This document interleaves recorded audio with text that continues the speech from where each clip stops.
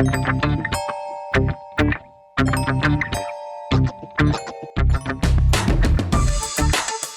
2024 staging of the Civil Heritage Expo has once again left an indelible mark on the minds of students across Jamaica. Now in its 26th year, the annual event held at the historic Civil Heritage Park in St. Anne's Bay provided students with an unforgettable experience, immersing them into Jamaica's rich culture and heritage. The Western Roundup team was there. We bring you the highlights.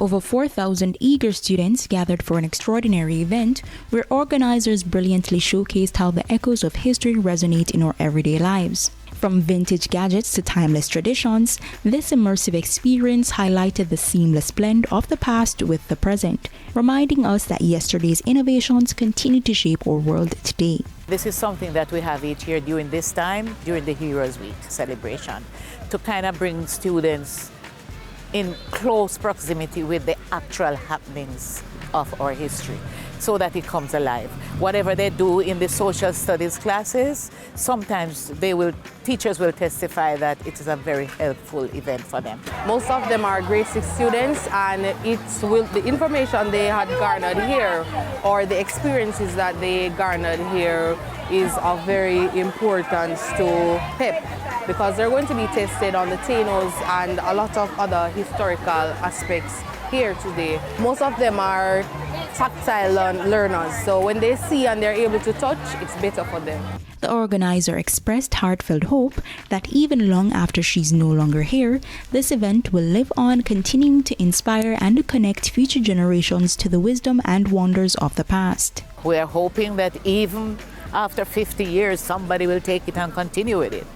It is supposed to be something that the children, you see, like how you have an annual, say, Sunsplash or sports activities.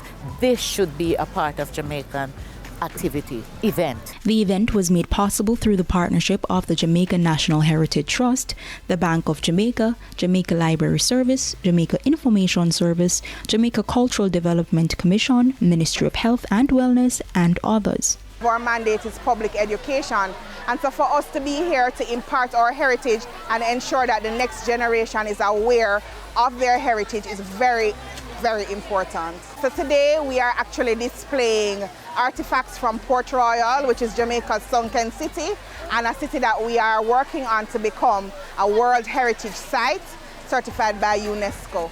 So we have that display today, along with we have African artifacts.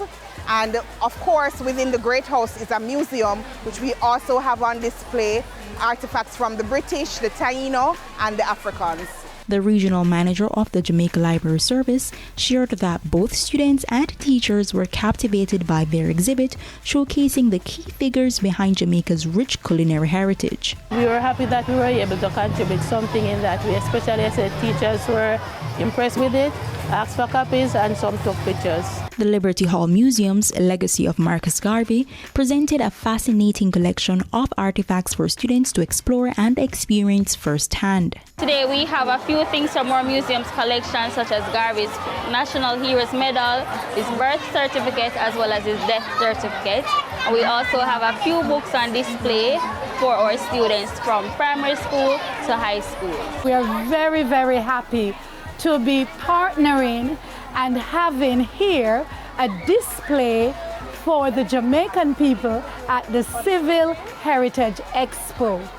Today we are showcasing who we are as the JCDC. We are also highlighting areas of our heritage, for example, our traditional folk forms.